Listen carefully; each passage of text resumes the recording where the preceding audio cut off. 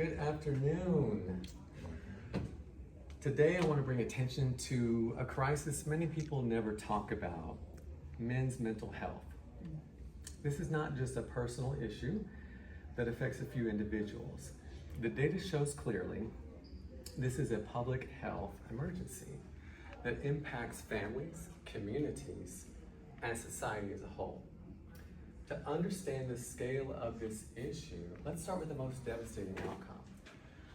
According to the American Institute for Boys and Men account for the overwhelming majority of suicide deaths across nearly every age group at a rate of 4-to-1 as compared to women suicide rates.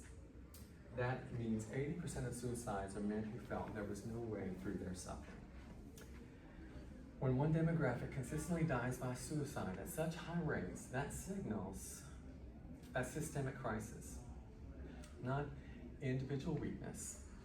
It shows that something in our culture, our health systems, and in our social expectations is failing men. This combination of mental health struggles and addiction is dangerous. Substance misuse and other compulsions can mask symptoms of depression, increased impulsivity, and significantly raise the risk of suicide. The overlap between addiction and mental health illness makes it clear that this is not simply a matter of personal choice. It's a public health concern that requires coordinated prevention and treatment. But one of the biggest issues is that men often don't receive help in the first place. The National Institute of Mental Health emphasizes that men are less likely to seek therapy, less likely to receive a diagnosis, and less likely to talk openly about mental and emotional health struggles. Research from Mental Health America, published in PMC, shows that traditional masculinity norms are perpetuated by folks of all genders. Ideas like men need to man up, that they shouldn't show weakness, or despite the prevalence of the current popular use of the word partner by men to describe their wives, men often feel like they're alone in the deepest and hardest moments of their lives, expected to handle their issues on their own, especially when it comes to addiction. The Mental Health Foundation even refers to men's mental health as the other pandemic, because the suffering is so widespread yet rarely acknowledged. Some people might argue that mental health resources already exist for everyone, but the statistics show that men are not benefiting equally.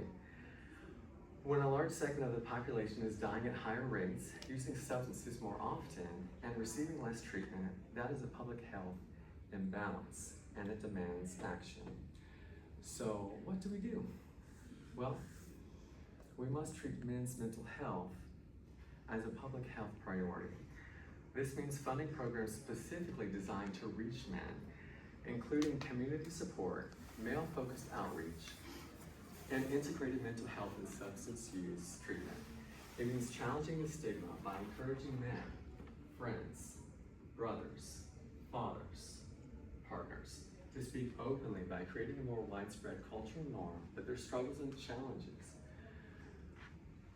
matter.